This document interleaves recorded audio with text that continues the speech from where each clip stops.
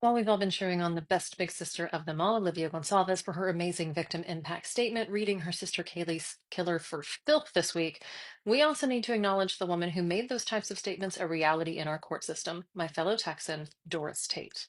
2 weeks before she would have given birth in 1969, Doris Tate's daughter Shannon was attacked and killed by the Manson family, who then tried to frame the Black Panthers for it. Both the Manson family members who participated in the killing spree and Manson, who directed them to do so, were convicted and sentenced to prison in California. But a decade later, one of the other Manson family members, who was convicted for a separate murder as part of that killing spree, gathered 900 signatures through the family for her plea for parole. Doris Tate was not going to let that happen. She actually worked with the National Enquirer and got them to print little sheets that you could tear off and write your name on and your statement and send to California to oppose this person's parole. 350,000 Americans did that, and Van Houten was denied parole. Doris Tate then founded the Coalition on Victims' Equal Rights, or COVER, and they began working to pass Proposition 8, the Victims' Rights Bill, in California in 1982.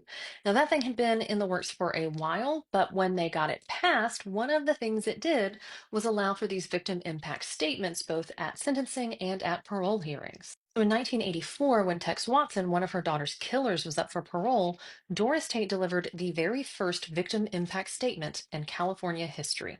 What mercy, sir, did you show my daughter when she was begging for her life?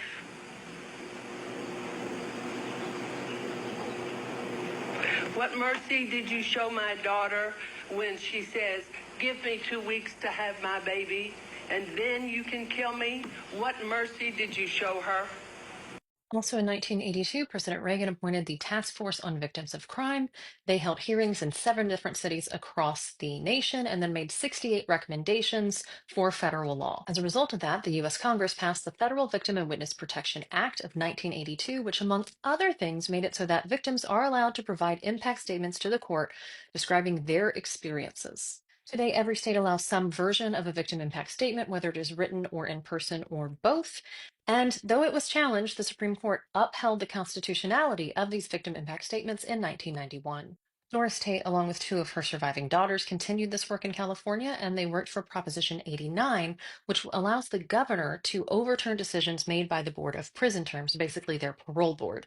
And that is the reason why Houghton wasn't released until 2023 after serving 53 years in prison and having her parole grant overturned 3 times by Governor Newsom.